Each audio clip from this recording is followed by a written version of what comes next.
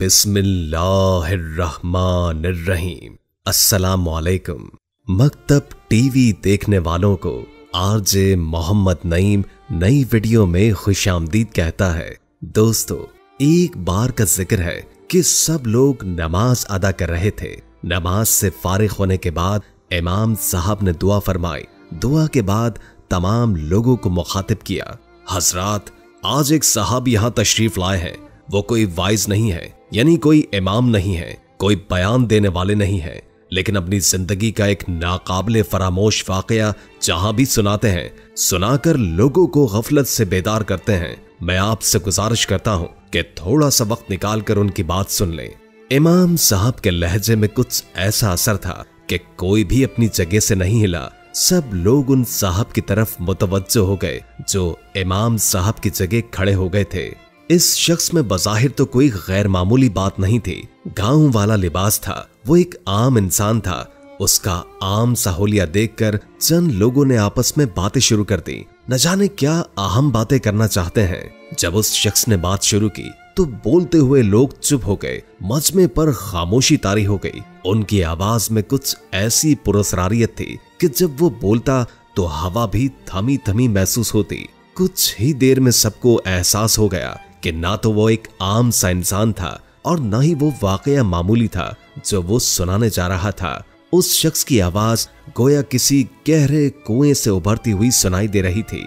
वो कह रहा था, साथियों, मैं जो वाकया आपको सुनाने जा रहा हूँ वो कोई मनगढ़ंत किस्सा नहीं है, यानी कोई फर्जी किस्सा नहीं है। मुझ पर बीतने वाला एक हर्फ ब हर्फ सच्चा वाकया है।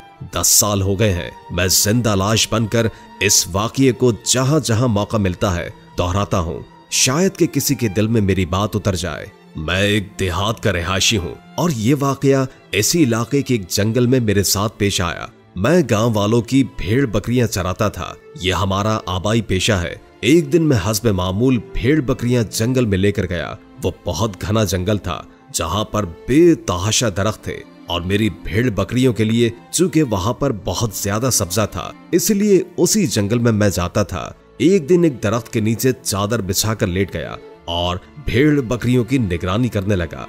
अभी थोड़ी ही देर गुजरी थी कि फजा में किसी हाथी की चिंगाड़ गूंजी और बकरियां सहम कर इधर उधर भागने लगी। मैं वो गैर मामूली चिंगाड़ सुनकर जल्दी से उठ खड़ा हुआ।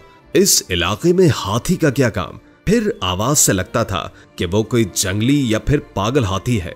भेड़ बकरियां सहम कर एक खारदार झाड़ी के पीछे जमा होती चली गई, गोया कुदरती तौर पर उनको अपनी हिफाजत करनी थी।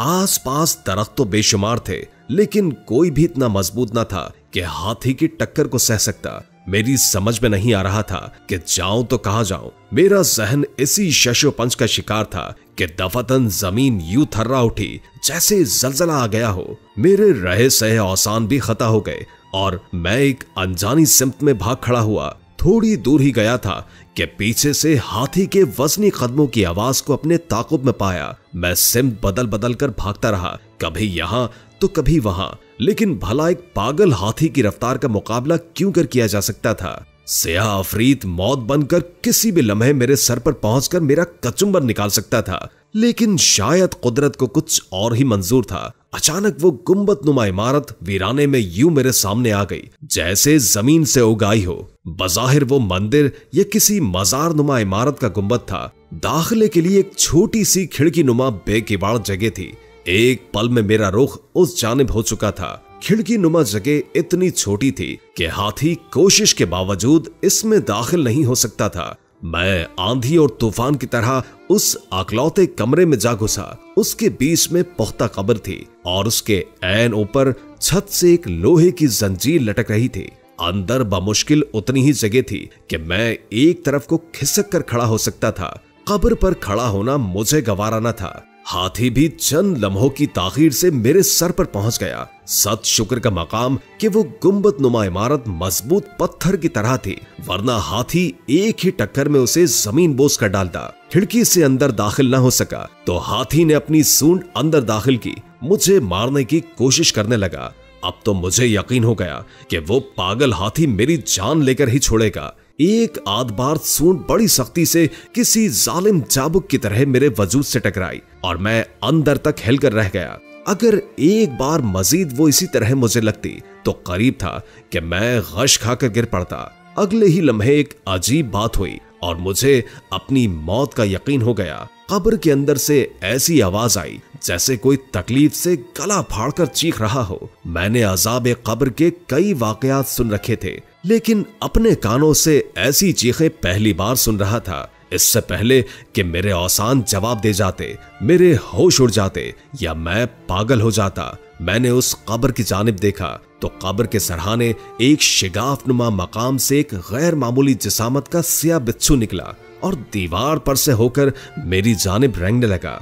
जो ही बिच्छू कब्र से निकला, उस कब्र वाले इंसान की चीखों का सिलसिला भी रुक गया। कोई दूसरा इंसान मेरी उस वक्त की कैफियत का अंदाजा नहीं लगा सकता। एक तरफ पागल हाथी, दूसरी तरफ कब्र का बिच्छू और नीचे अजाब कब्र से तड़पता नामालूम वजूद। खुदा जाने मेरे कदमों तले क्या मामला चल रहा था। मेरी आंखों के सामने अंधेरा छा गया। जब तक कुछ न सूझा तो छत से लटकती जंजीर को थामकर फजा में झूल गया और अपना वजूद इस हद तक समेट लिया कि सूंड और बिच्छू दोनों की जद से दूर हो जाऊं।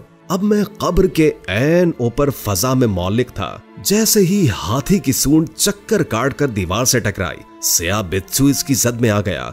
मालूम नहीं बिच्छू का क्या बना, लेकिन अगले ही लम्हे हाथी बेदम होकर जमीन पर आ गिरा। थोड़ी देर तक फजा में खरखराहट सी गूंजती रही और फिर हर सू मौत का सुकूत छा गया। बिच्छू का नामो निशान न था। शायद वो सूंड लगते ही गिरकर वापस कब्र में जा घुसा था और हाथी उसकी जहर की ताब ना लाकर जान से हाथ धो चुका था। जब मुझे यकीन हो गया कि हाथी मर चुका है और अब नहीं उठेगा तो जंजीर छोड़कर नीचे आ गया। जो ही मैंने खिड़की नुमा रास्ते से बाहर निकलना चाहा तो मुझ पर यह इंकशाफ हुआ कि हाथी यूं आड़ा तिरछा पड़ा था कि मुझे उसे पार करने के लिए उसके ऊपर कदम जमाना था। तमाम तर खौफ के बावजूद मैं उस मकाम से दूर रहना चाहता था। इसलिए मुर्दा हाथी के वजूद पर से दम जमाकर गुजरने के सिवा कोई चारा न था। हाथी का वजूद इस कदर हैबतनाक था कि उसकी मौत का यकीन हो जाने के बावजूद उसके ऊपर पांव रखने की मुझे हिम्मत नहीं हो रही थी और कोई चारा न था।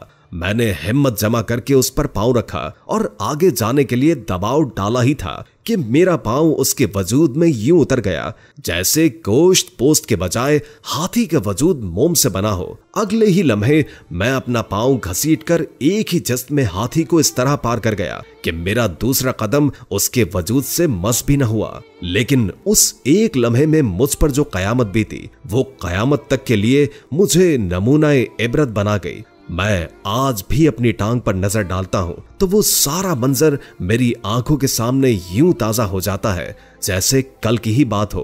इतना कहकर उसने अपनी दाईं टांग से धोती का पल्लू ऊपर को सरकाया और देखने वालों ने बेइख्तियार अपनी आंखें बंद कर ली। घुटने से टखने तक गोश्त का नामो निशान तक न था। स्याही माइल हड्डी के नाम पर उसकी पोसीदा टांग सबके सामने थी। पांव का बाकी हिस्सा शायद जूते ने ढांप रखा था।